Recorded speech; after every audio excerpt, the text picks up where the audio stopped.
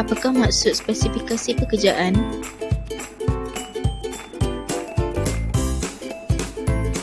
Spesifikasi pekerjaan adalah berdasarkan deskripsi pekerjaan dan ia perlu menjawab persoalan iaitu apakah sifat, personaliti dan pengalaman yang diperlukan untuk melakukan pekerjaan dengan lebih berkesan.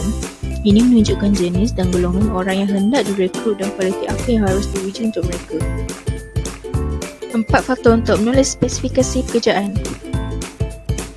Yang pertama, terlatih dan tidak terlatih. Yang kedua, membuat pertimbangan yang logik. Yang ketiga, analisis statistik. Yang keempat, metrik keperluan kerja.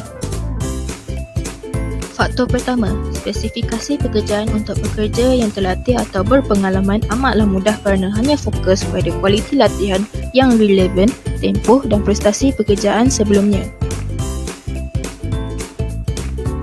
Untuk pekerja yang tidak terlatih atau tiada pengalaman, amatlah rumit kerana perlu menentukan sifat-sifat seperti sifat-sifat fizikal, personaliti, minat atau kemahiran diri yang mengimplikasikan beberapa potensi untuk melaksanakan kerja atau untuk mudah dilatih. Seterusnya, sebilangan besar spesifikasi pekerjaan hanya menggambarkan tekaan logik orang yang berpendidikan seperti penyelia dan pengurus sumber manusia. Tekaan logik haruslah ditanyakan dalam konteks seperti apa yang diperlukan dari segi pendidikan, kecerdasan, latihan dan sebagainya untuk melakukan kerja ini dengan baik. Hanya mengulas ringkas tugas pekerjaan dan simpulkan apa sifat dan kemahiran manusia yang diperlukan oleh pekerjaan tersebut. Apa itu analisis statistik?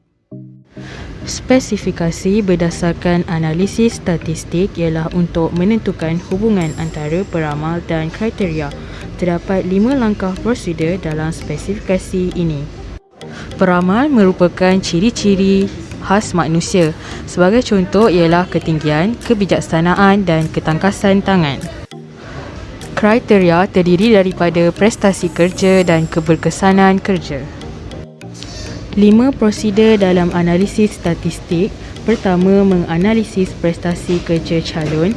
Kedua, memilih sifat peribadi calon. Ketiga, menguji kepribadian calon. Keempat, menilai prestasi kerja calon. Seterusnya, 5. Menganalisis secara statistik hubungan antara sifat manusia dan prestasi kerja calon. Apa itu kerangka keperluan kerja? Ia adalah deskripsi lengkap akan apa yang pekerja lakukan dan bagaimana mereka melakukannya.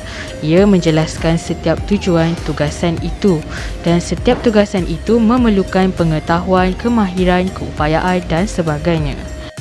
Terdapat 5 kolom dalam kerangka keperluan kerja. Kolom pertama ialah setiap pekerjaan mempunyai 4 hingga 5 tugas utama. Kolom kedua ialah kenyataan tugas selari dengan tugas utama.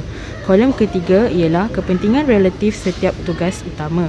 Kolom keempat ialah masa yang digunakan dalam setiap tugas utama. Kolom kelima ialah pengetahuan, kemahiran, keupayaan dan ciri-ciri manusia yang lain yang berkaitan dengan tugas utama. Ini adalah contoh kolom yang terdapat dalam kerangka keperluan kerja. Yeah.